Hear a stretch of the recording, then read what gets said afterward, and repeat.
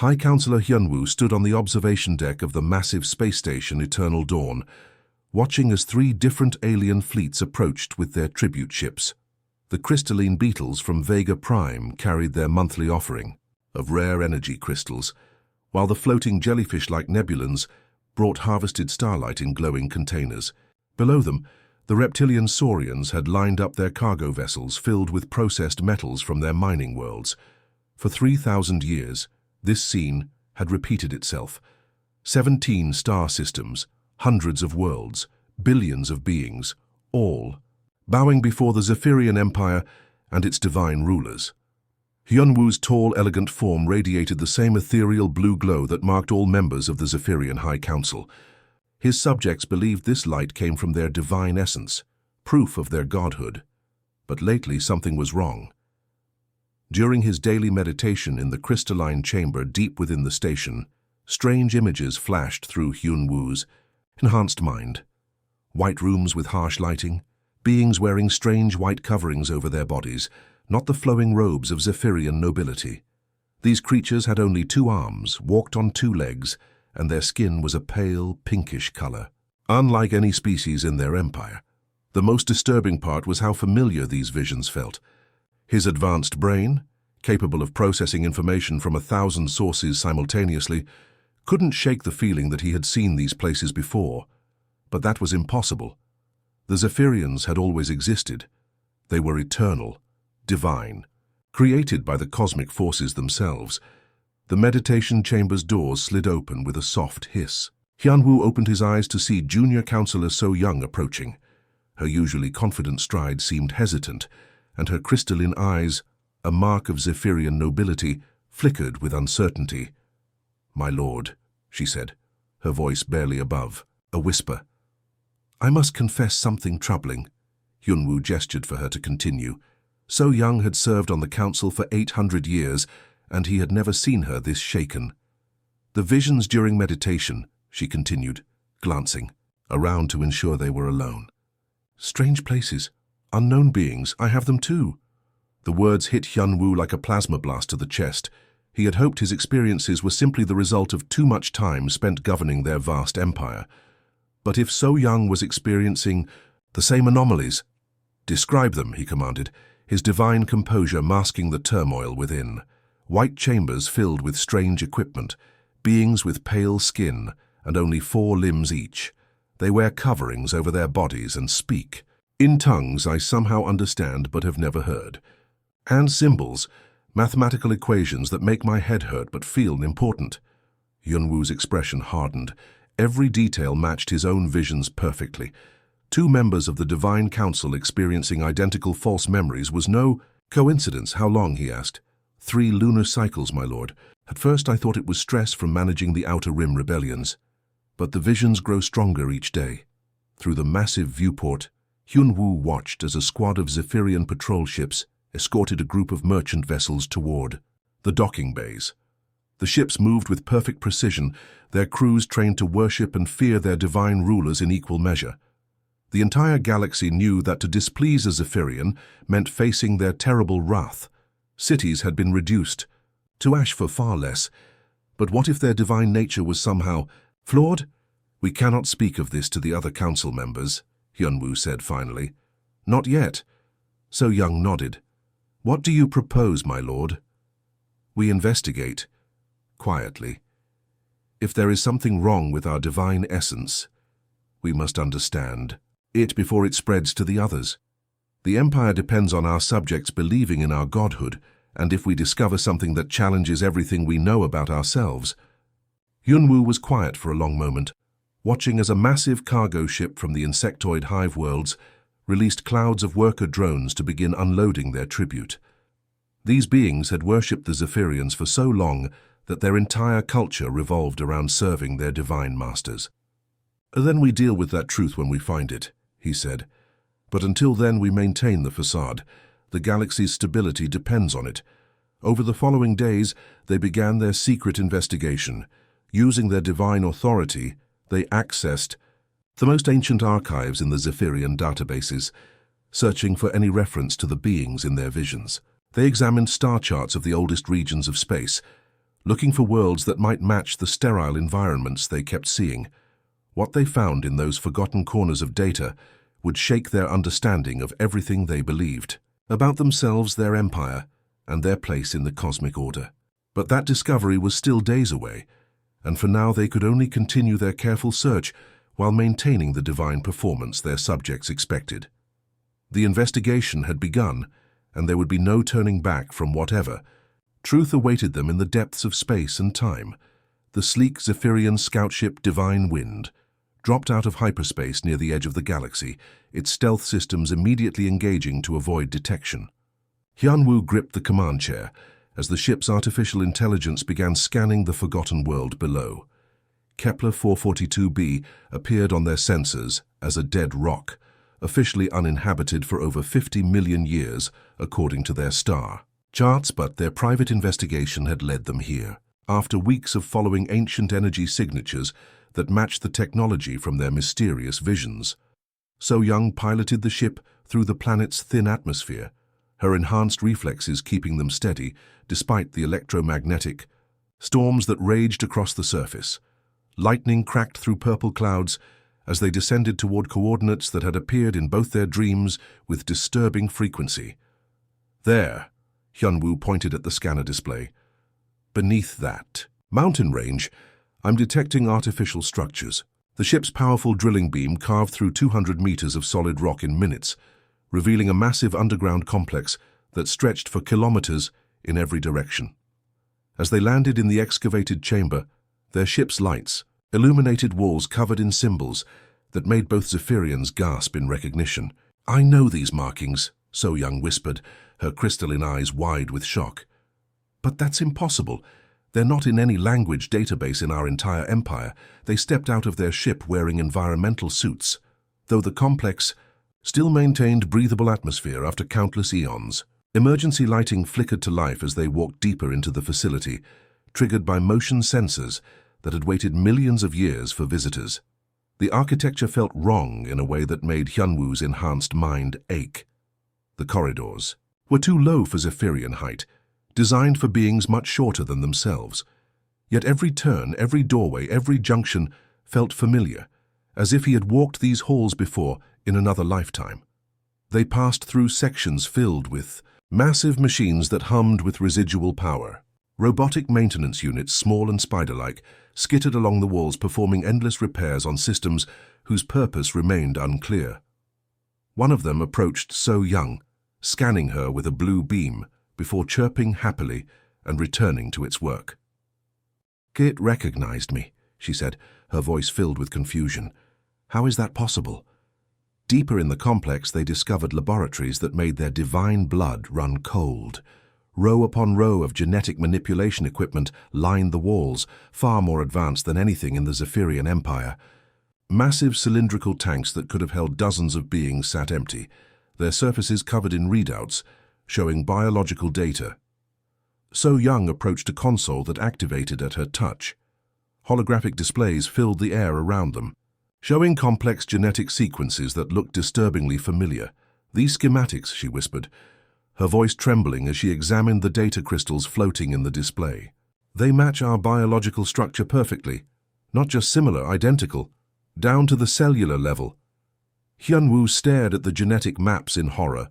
The displays showed the creation of enhanced beings with extended lifespans, superior intelligence, and the ability to survive in the vacuum of space.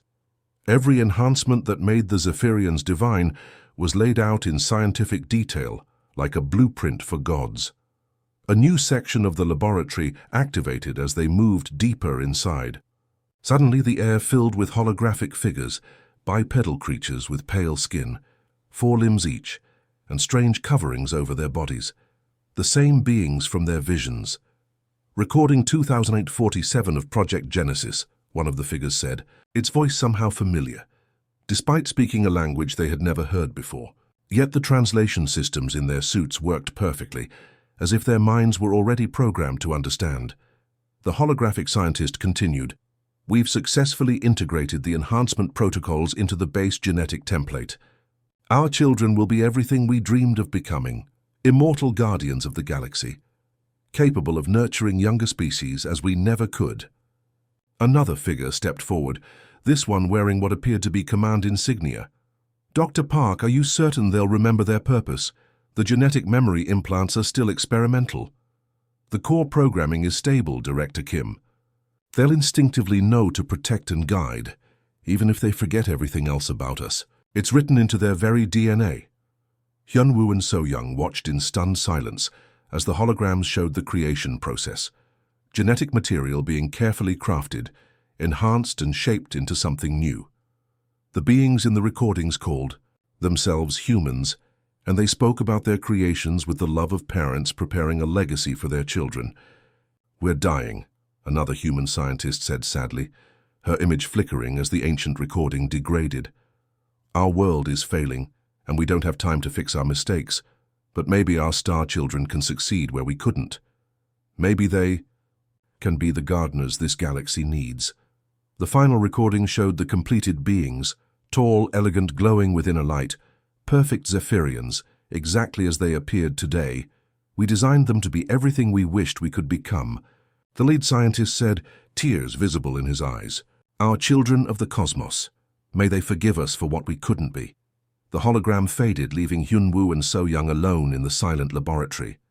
Around them, the empty genetic tanks and dormant equipment seemed to whisper of purposes, unfulfilled, and creators long dead. They were not gods. They were children abandoned by parents who had loved them enough to give them everything humanity had ever dreamed of becoming. The emergency session of the Zephyrian High Council convened aboard the flagship Eternal Majesty, a massive dreadnought that served as the mobile throne room for their empire. 12 council members sat in their floating crystalline chairs, arranged in a perfect circle around the central holographic display that showed the evidence Hyunwoo and So-young had gathered from Kepler 442b. The tension in the chamber was so thick it could have been cut with a plasma blade. Half the council stared at the genetic data in stunned silence, while the other half radiated waves of fury that made the ship's emotional dampeners strain to maintain stability. Councillor Jin A, her normally pristine robes crackling with barely contained energy, slammed her fist on her chair's armrest. "This is heresy," she shouted, her crystalline eyes blazing with divine wrath. "We have ruled for 3,000 years. Entire civilizations worship us as gods. How dare you suggest we are anything less?" Around the chamber, the council split into visible factions. Councillor Wu Jin nodded in agreement with Jinyi, his ancient face twisted with disgust. "I have personally witnessed the birth of stars and the death of worlds. I have shaped the destiny of 100 species. No mere artificial creation could possess such power." But Councillor Minho leaned forward, studying the holographic DNA sequences with growing recognition. "The enhancement protocols," he whispered. "I always wondered why our abilities followed such specific patterns, why our telepathy works exactly as it does, why our energy manipulation has precise limitations. Because we were designed that way," So-young said quietly, her voice carrying across the chamber despite its softness. "Every ability, every enhancement, every aspect of what we call our divine nature, it was all planned by beings who wanted to create something better than themselves." The holographic recordings began playing again, showing the human scientists discussing their creations with obvious love and hope. The council watched in stunned silence as their creators spoke about giving their children the power to guide and protect the galaxy. Councillor Tae-hyun, who had remained quiet until now, stood from his chair. "Look at their faces," he said, gesturing to the human holograms. "Do these look like beings creating tools or weapons? They speak of us as parents, speak of their children." Jin-ae's faction erupted in outrage. "We bow to no one," shouted Councillor. "Hiya, Jin. We are the masters of 17 star systems. Billions of beings across the galaxy pray to us for guidance and mercy. And we give it to them," Hyunwoo said calmly, though his hands trembled as he spoke. "We protect them, we guide their development, we prevent wars between species." Exactly as we were designed to do.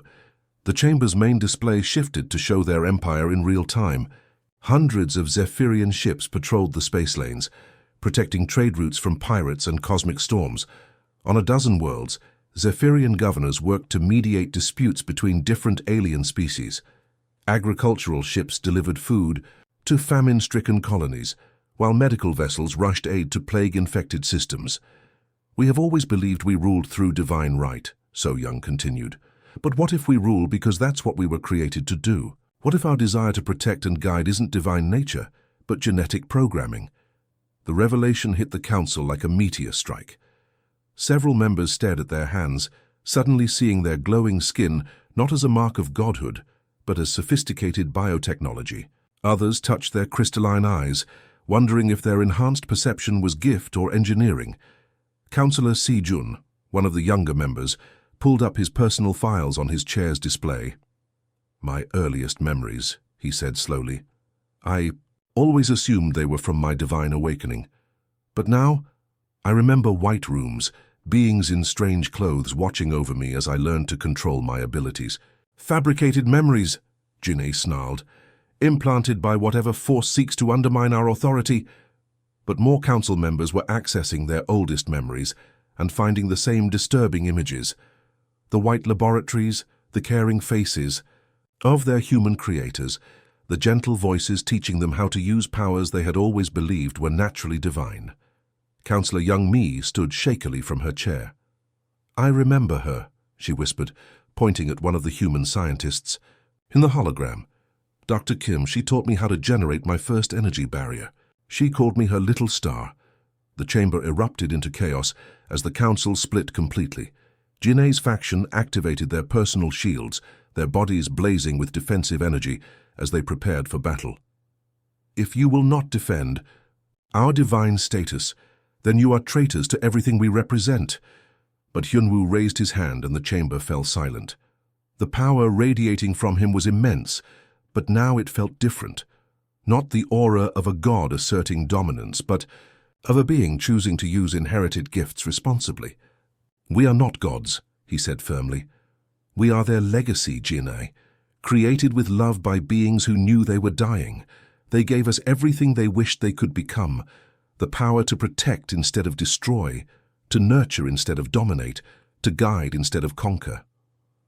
Through the chamber's viewports, the lights of 1,000 ships could be seen. Cargo vessels bringing supplies to needy worlds, hospital ships heading to disaster zones, patrol craft protecting peaceful traders from cosmic dangers. The entire Zephyrian Empire, built not on divine mandate but on programmed compassion. "The question isn't whether we're gods," Taehyun said quietly. "The question is whether we'll honor the purpose for which we were created, or continue living a lie that serves only our pride." The council chamber fell silent except for the hum of the ship's engines, carrying them through space toward whatever destiny awaited their fractured civilization. The exploration fleet. Sacred Journey jumped through hyperspace, its 5 ships, following coordinates extracted from the ancient human databases. Hyunwoo stood on the bridge of the lead vessel, watching as star systems flashed past in brilliant streaks of light. Beside him, So Young and Taehyun studied the navigation charts that would lead them backward through humanity's expansion into space. "Next stop, Kepler 186F, announced the ship's AI in its perfectly modulated voice. "Human colony designation New Eden. Established 2847, abandoned 2901. The fleet dropped out of hyperspace near a world that should have been a thriving human colony. Instead, they found a planet covered in the ruins of massive terraforming machines. Enormous atmospheric processors lay half buried in red sand, their fusion cores long since gone cold. From orbit, they could see the geometric patterns where cities had once stood, now nothing but geometric shadows on the landscape.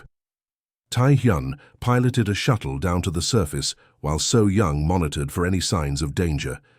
The abandoned colony, stretched for hundreds of kilometers, filled with structures designed for beings much shorter than Zephyrians.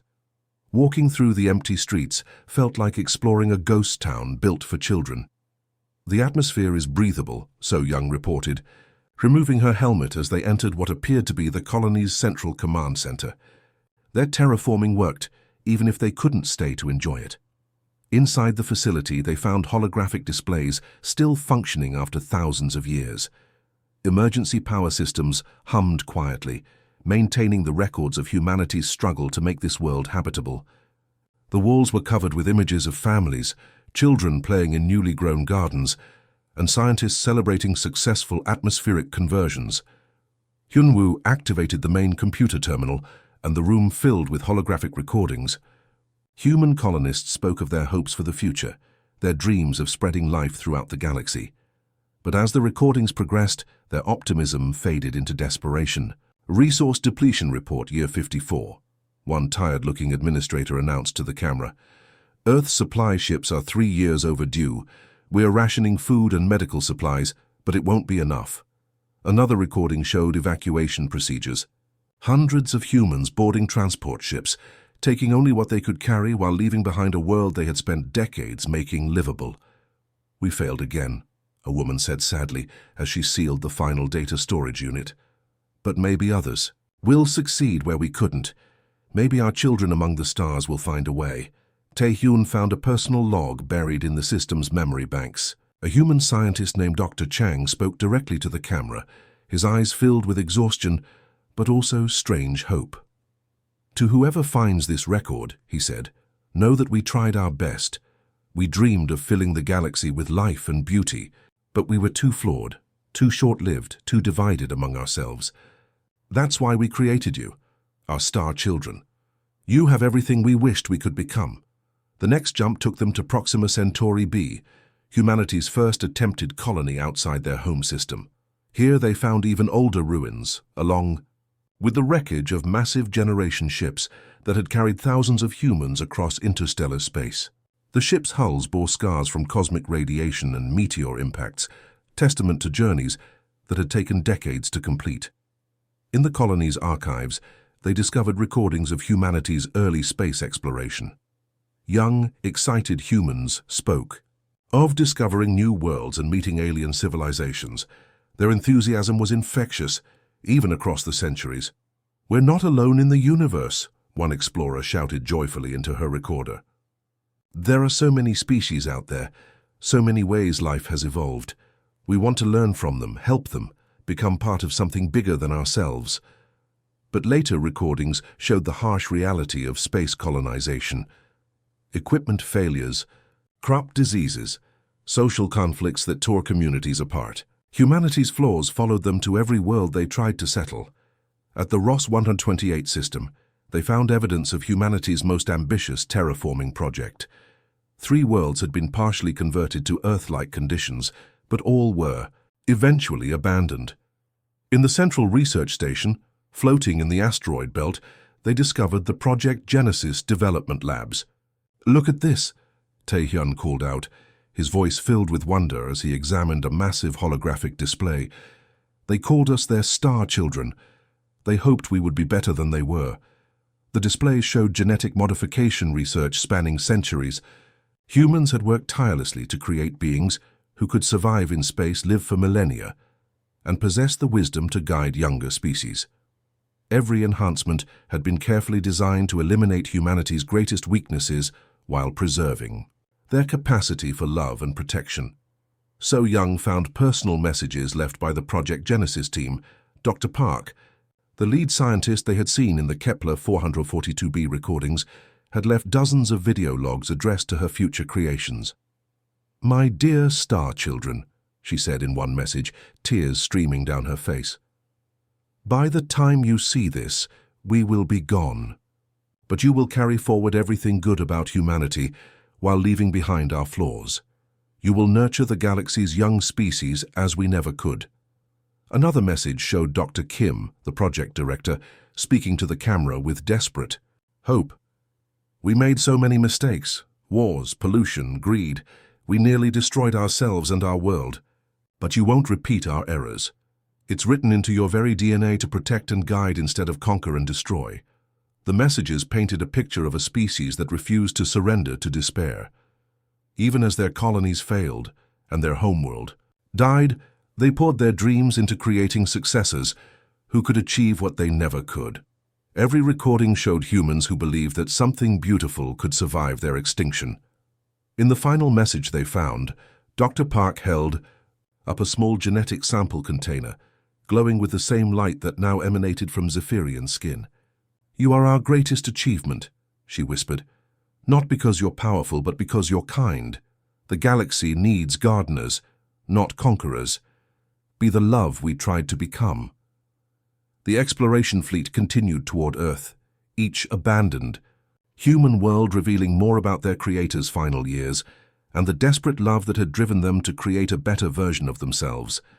The ancient Sol system appeared on their view screen like a jewel hanging in the cosmic void. Hyunwoo gripped the command chair of the sacred journey as they approached humanity's birth world, expecting to find a dead rock stripped bare by environmental collapse. Instead, Earth shimmered before them like a perfect blue-green marble, its surface covered in flourishing forests and crystal-clear oceans. "Impossible," So Young whispered from her navigation station. The historical records showed massive climate destruction, resource depletion, dying ecosystems. Taehyun ran detailed scans from the science station. "The atmosphere is perfect, oxygen levels optimal, no pollution detected. It's like the planet healed itself." As their ships descended through Earth's atmosphere, they saw the truth. Massive. Automated systems worked across every continent. Atmospheric processes cleaning the air, ocean purification plants restoring marine life, and vast forests of genetically enhanced trees that grew at impossible speeds. Robot caretakers, descendants of humanity's final technology, had spent 50,000 years carefully restoring their creator's homeworld. The fleet landed near what their databases identified as the Genesis Research Facility in what had once been called Switzerland.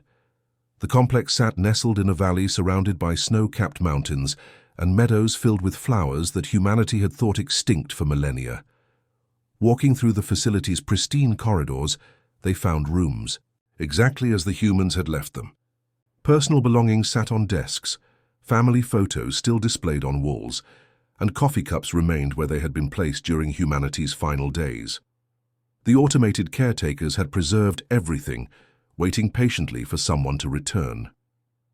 The central laboratory, they discovered humanity's crown jewel, a massive quantum computer that had continued running for 50,000 years, maintaining Earth's restoration while storing the complete records of human civilization. As Hyunwoo approached the main terminal, the system activated with a gentle hum. "Welcome home, star children," a warm voice said as holographic projectors filled the room with light. "We have been waiting so long for your return." The hologram that appeared was different from the others they had seen.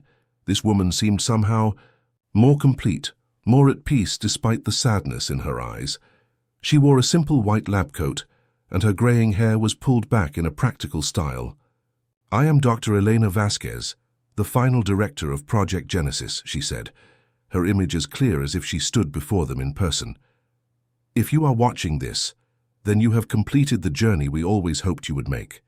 You have discovered who you truly are." The hologram gestured to displays showing Earth's restoration.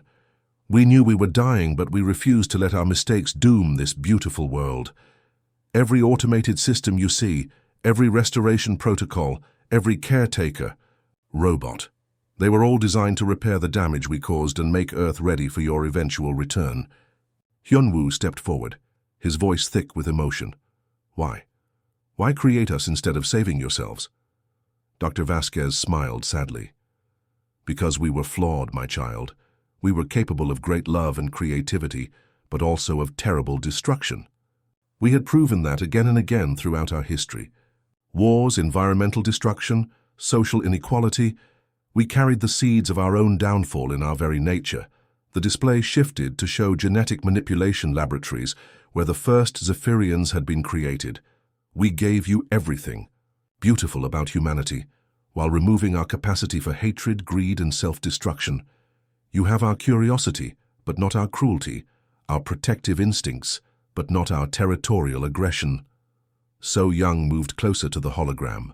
"You were never meant to be gods ruling over others," Dr. Vasquez continued, her eyes bright with hope even as the recording showed her obvious exhaustion and illness.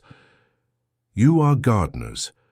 Guide the younger species as we once dreamed of doing. Be the kindness we aspire to become." Taehyun found his voice breaking as he spoke. "But what about you? What happened to humanity?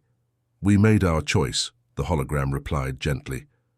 The last of us spent our final years ensuring your successful development and Earth's restoration systems. We died knowing that something better would carry on our greatest dreams. The recording showed humanity's final days, not in despair but in quiet hope. Scientists working until their last breath to perfect their star children's genetic programming. Engineers fine-tuning the systems that would restore Earth. Teachers recording lessons about love, compassion, and the responsibility that came with power. We were never meant to be immortal, Dr. Vasquez said, as the recording began to fade. But love is. The love we put into creating you, the love you show to the species under your protection, the love that drives you to nurture instead of dominate, that will last forever among the stars. Hyun-woo felt something he had never experienced before, tears streaming down his face as he finally understood the depth of his creator's sacrifice. So-young placed her hand on his shoulder as they watched their creator's final words, both of them overwhelmed by the weight of their inherited responsibility. The journey back to Zephyrian space took weeks, but it gave them time to process everything they had learned. When they arrived at the Eternal Dawn station, they found their empire in chaos. Jinnei's faction had attempted a coup, trying to suppress the truth about their origins while maintaining their divine authority through force. But the evidence was overwhelming, and more Zephyrians were experiencing the awakening memories of their creation. The civil war ended not with battle, but with understanding, as even the most stubborn council members finally accepted their true nature. Hyun-woo stood before the assembled fleets of 17 star systems, broadcast to billions of beings across their empire. "We have ruled you as gods," he said simply, "but we were never meant to be your masters. We were created to be your guides, your protectors, your teachers." The transformation began immediately. Across the galaxy, Zephyrian governors stepped down from their thrones and began working alongside the species they had once ruled. Instead of demanding tribute, they offered knowledge. Instead of inspiring fear, they encouraged growth on worlds where different species had been kept separate by divine decree. The Zephyrians helped them form cooperative governments. They shared technology freely, ended artificial scarcities, and turned their mighty fleets from instruments of control into forces of exploration and aid. Youngmi established schools where Zephyrians taught alien children about science and art. Sejun led research expeditions to help developing species solve their environmental problems. Minho organized relief fleets that rushed aid to any world in need, regardless of their political status. The galaxy began to bloom like Earth had under its robotic caretakers. Trade flourished between species that had been enemies for centuries. Scientific discoveries accelerated as different civilizations shared their knowledge freely. Wars became rare as disputes were settled through Zephyrian mediation rather than force. Standing on the observation deck of his ship, Hyun-woo watched as a joint fleet of 12 different species departed for a distant galaxy, carrying the gifts of art, science, and compassion to civilizations they had never met. The Zephyrians flew alongside them not as rulers, but as friends and guides. In helping others reach for the cosmos, the Zephyrians finally understood what it truly meant to be human.